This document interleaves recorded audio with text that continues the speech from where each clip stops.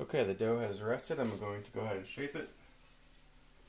And a bench scraper comes real handy here to kind of pick it up so it doesn't stick to you, and also kind of tucks the bottom in. So I'm just going to take, this is going to be the smooth top eventually, but I want to start with that on the bottom. So I'm going to flip it over. And I floured this a little bit. You don't want a lot of flour because otherwise the dough won't stick to itself. Just enough that it doesn't stick to the countertop. So I'm basically going to do the same thing I did before. I'm just going to build some tension on the other side by folding it into itself. And then I sort of do a little roll thing. I'll show you at the end. So I'll go ahead and fold this in. Fold this in. Fold it in thirds again.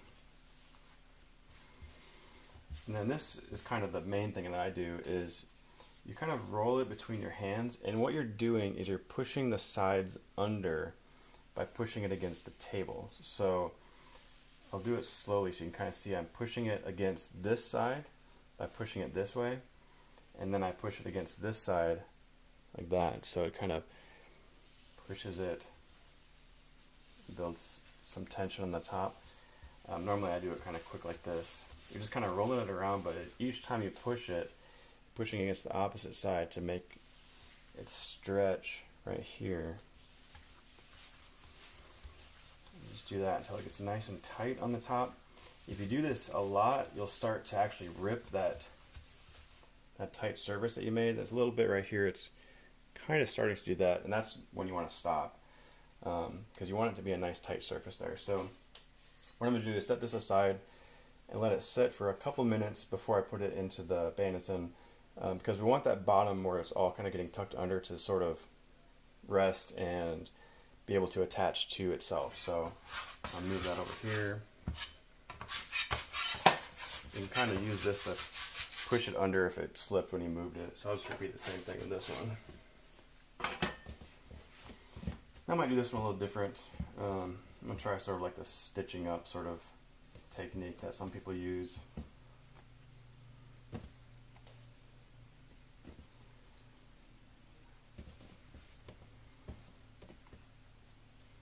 And the goal is just to, keep the air bubbles in it as much as possible, but to build some tension on this side. So a little bit more flour.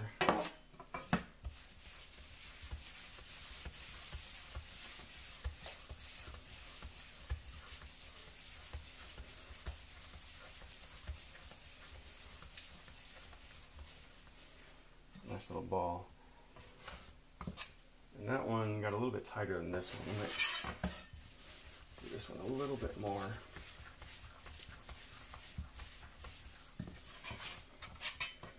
And then I use these Bannetons, I guess they're bamboo, to let it proof in. And you want to make sure they're very well floured.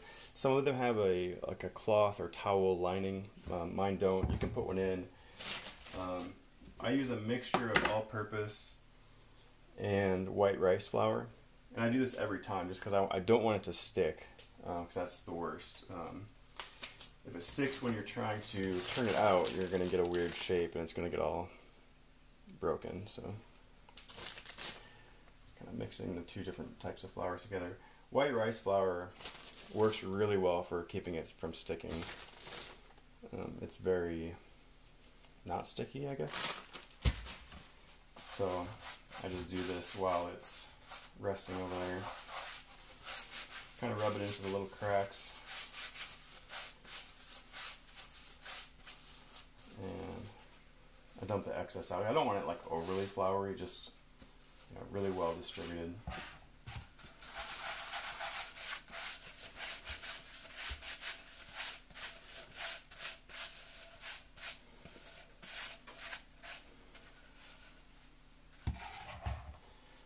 And that's probably enough. I mean, I usually wait a little bit longer and go do something else while this is resting, but just for the sake of this video, I'll turn this over and plop it in.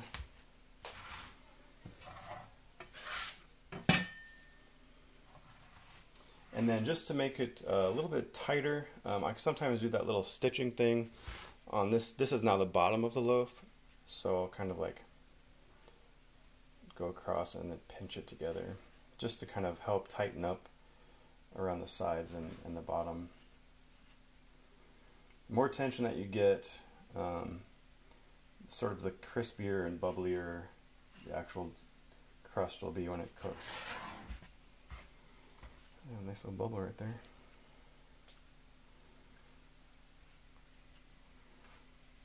And this, it doesn't always stay. It's not perfect, but it kind of helps a little bit.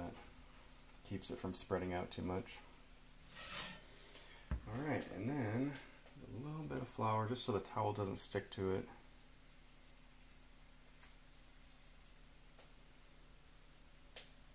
Cover it with a towel, and I wait another about 3 hours, and then I will show you what it looks like at that point. What we'll do next is we'll turn it out onto some parchment.